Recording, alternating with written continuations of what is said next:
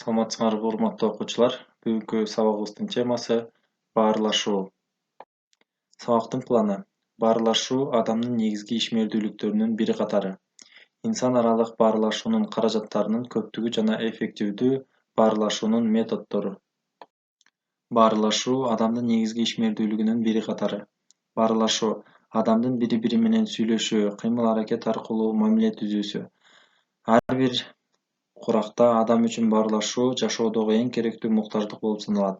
Адам өзүнүн оюн, кубанычын, кайгысын, жашоосундагы бардык жаңылыктарды башка адамга айтып, бөлүшүп тургусу келет. Баарлашуу адамдын социалдашуусуна жардам берет. Баарлашуунун түрлөрү: расмий, ишмердик, расмий эмес, жеке. Расмий же ишмердик баарлашууга мамлекеттер аралык, мамлекеттик деңгээлдеги жолугушуулар, жетекчи менен кызматкердин ортосундагы мамиле, класстагы окуучу менен мугалимдин ортосундагы мамиле жана башкалар кирет. Ал эми расмий эмес баарлашууга күнүмдүк турмуштагы бардык жолугушуулар кирет. Мында адамдардын ортосундагы мамилелешүү эркин жана кеңири болот, бирок коомдо кабыл алынган эрежелерге ылайык жүргүзүлөт. Баарлашууга катышкан адамдарга карап төмөнкүдөй бөлүнөт. Инсандар аралык топтордогу баарлашуу. Инсандар аралык баарлашууга 2 же 3 адам катышып, тар чөйрөдө өтөт. Мисалы, ата-эне менен баланын, 2 достун же 2 курбунун ортосундагы. Топтордогу баарлашууга 4төн ашык адамдын катышуусу мүмкүн. Бул жерде бирөө жетекчи болуп, калгандардын көңүлү ага бурулат. Мисалы, класстагы окутуу процессинде мугалим жетектөөчү жана уюштуруучу. Үй-бүлөдө улуу менен кичүү муундун ортосундагы баарлашуу. Президенттин министрлер же депутаттар же журналисттер менен жолугушуусу жана башкалар. Инсан аралык баарлашуунун каражаттарынын көптүгү жана эффективдүү методдору. Баарлашуунун төмөнкүдөй каражаттары колдонулат. Вербалдык, сөз жана жазуу аркылуу баарлашуу. Вербалдык эмес, кыймыл-аракет аркылуу байланышуу. Вербалдык баарлашуунун бул түрү коомдун өнүгүүсүнө жана тартипти сактап турууга жардам берет. Техникалык каражаттардын пайда болушу менен коом жаңы баскычка көтөрүлдү. Баарлашуу көбүнчө социалдык тармактар аркылуу болуп калды. Анын терс жактары кол менен жазууну пайдаланбай калууга, бул өз убагында ой жүгүртүү ишмердүүлүгүнүн начарлоосуна алып келет. Экрандагы баарлашуу чыныгы жашоодогу баарлашууну алмаштыра албайт. Вербалдык эмес, мимика, кыймыл-аракет жана кийим-кече аркылуу баарлашуу.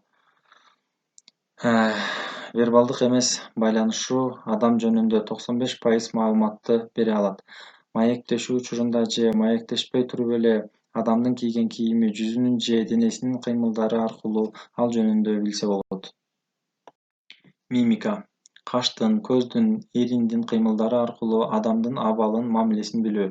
Кыймыл-аракет — адамдын ички сезимин, учурдагы абалын дене бою аркылуу билдирүүсү. Кыймыл-аракет мүмкүнчүлүгү чектелген адамдардын негизги баарлашуу каражаты болуп эсептелет. Кийим-кече баарлашуудагы негизги элемент болуп саналат. Мисалы, окуучулардын кийими, банк кызматкердин кийими, расмий жолугушуулар үчүн кийим. Дресс-код анык бир иш-чараларга, уюмдарда, ишканаларда талап кылынуучу кийимдин формасы. Баарлашуунун функциялары. Калыптандыруучу. Баарлашуу аркылуу адамдын көз карашынын, дүйнө таанымынын калыптануусу жүрөт. Өнүктүрүүчү. Башкалар менен баарлашууда адам өзүн өзү таанып билүү, артыкчылыктарын колдоно алуу мүмкүнчүлүктөрүнө ээ болот. Инсандар аралык. Жеке мамилелерден баштап олуттуу ишкердик мамилелерге чейинки баарлашуу. Ички сезимдик. Адамдын ички сезиминен келип чыккан сүйлөө речи, баарлаша алуу маданияты. Баарлашуунун каражаттарын туура колдонуу баарлашуунун маданияты деп аталат. Үйгө тапшырма боюнча суроолор. Баарлашуу деген эмне жана анын кандай түрлөрү бар? Баарлашуу катышкан адамдарга карата канчага бөлүнөт? Баарлашуунун каражаттары болуп эмнелер эсептелет? Баарлашууну кандай функцияларды аткарат? Сен досторуң менен мектепке барып келүүдөгү баарлашууң баарлашуунун кайсы түрлөрүнө кирет?